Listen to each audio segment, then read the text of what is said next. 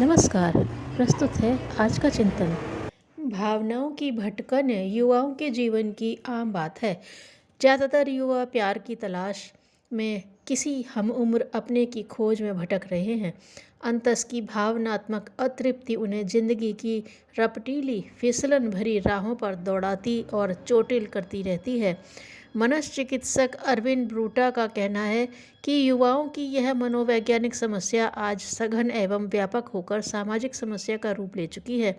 भावनात्मक भटकन के फेर में फंसकर असंख्य युवा लड़के लड़कियां हर साल कितने ही मनोरोगों व मनोग्रंथियों के जटिल जाल में उलझ जाते हैं।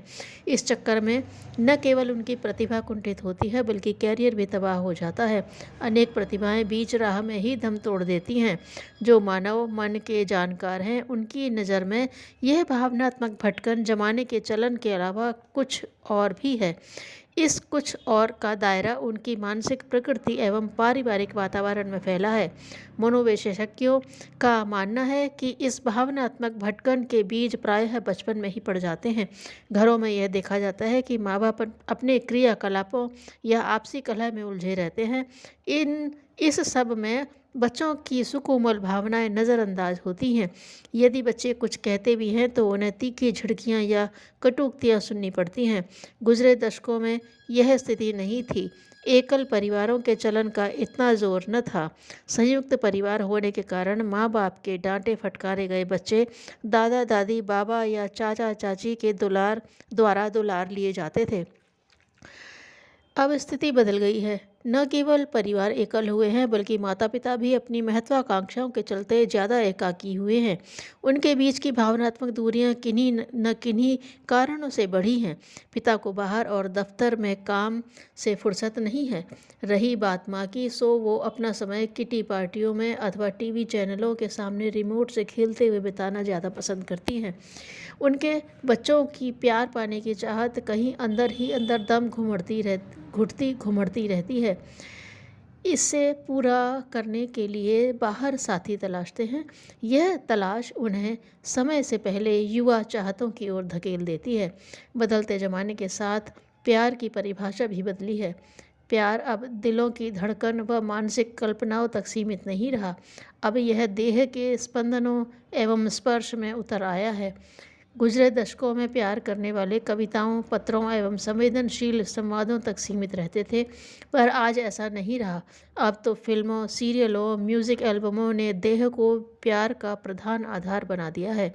आज का सच यह है कि मन के निरभ्र गगन में हृदय की उज्ज्वल भाव ज्योत्सना में विहार करने वाला प्यार देह की धरती पर गिरकर धराशायी हो गया है। आज की युवा पीढ़ी प्यार की पवित्रता को न तो खोज रही है और न इसके बारे में सोच रही है। प्यार के दैवी एवं दार्शनिक रूप पता नहीं कहाँ खो चुके हैं। इस पर विडंबना यह है कि उपभोक्तावाद एवं बाजारीकरण की संस्कृति प्यार का भी व्यापार करने से नहीं चूक रही। व्यावसायिकों का किसी न किसी के जीने मरने, उनके उत्थान पतन से कोई लेना देना नहीं है। वे तो बस किसी तरह से युवा की इस भावनात्मक भटकन का मुनाफा कमाना चाहते हैं। इसके लिए बाजार में प्यार को या वासनात्मक आसक्ति को उद्वेलित करने वाले गिफ्ट एवं कार्ड की भरमार पड़ी है। संवेदनशील संवादों के कितने ही रूप इन बाजारी कार्डों में अवतरित हो चुके हैं। प्रत्येक युवा उत्तेजना को जताने बताने वाला आकर्षक कार्ड आज बाजार में उपलब्ध है। इसके खरीदने वाले भी लाखों में हैं। इनके दीवानेपन की इच्छा हमें यह प्यार का व्यापार खूब फल फूल रहा है। प्यार बाजार में SMS का नया अवतार हुआ है। ये SMS इनकी भाषा एवं लहजा युवाओं की भटकी हुई भावनाओं का बयान करने के लिए पर्याप्त है।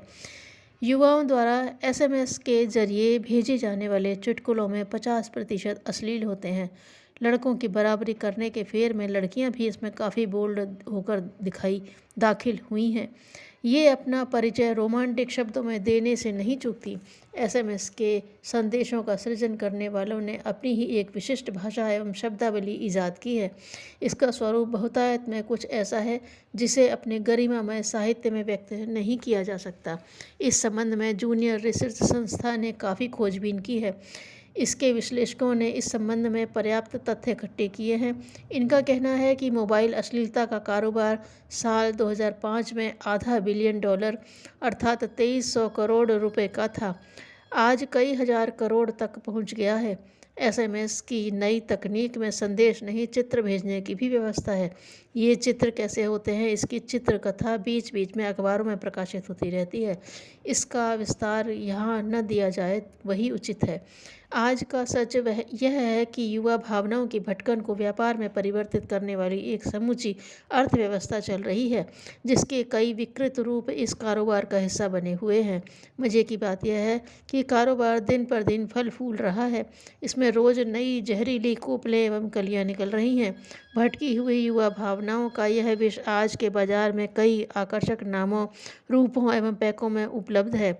इसके खरीदने वाले भी दिन पर दिन बढ़ रहे हैं और साथ ही बढ़ रही है हिंसा, हत्या एवं बलात्कार की घटनाएं। अपनी उलझी हुई भावनाओं में भटके हुए ये युवा अधिक युवक एवं आत्म केंद्रित होते जा रहे हैं। उनमें परिस्थिति को झेलने की और तनाव सहने की क्षमता दिनों दिन कम होती जा रही है। उनका धीरज खोता जा रहा है। परिणाम यह है कि उनके अंतस का वासनात्मक हिंसात्मक उफान रोके नहीं रुक रहा।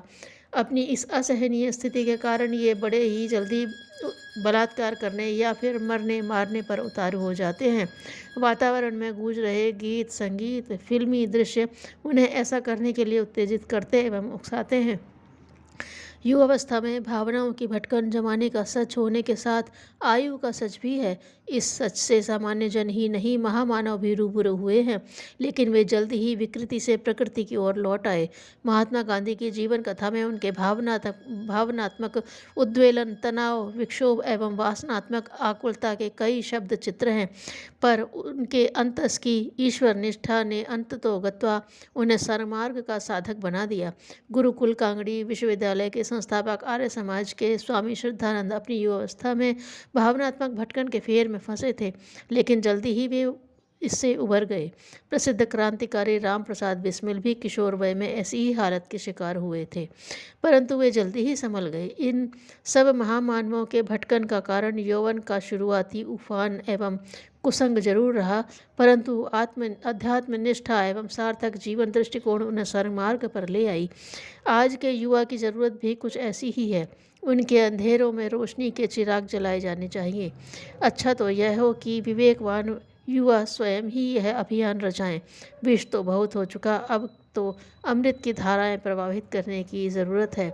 अच्छा हो कि व्यवसायी भी अपने सामाजिक दायित्वों को समझें। योग की प्रक्रियाएं, स्वास्थ्य की जागरूकता, आध्यात्म प्रेरक विचार भी उनके व्यवसाय का हिस्सा बन सकते हैं। इस संबंध में प्रयास गंभीर हों तो युवाओं को भावनाओं की भटकन से उबारा जा सकता है। धन्यवाद।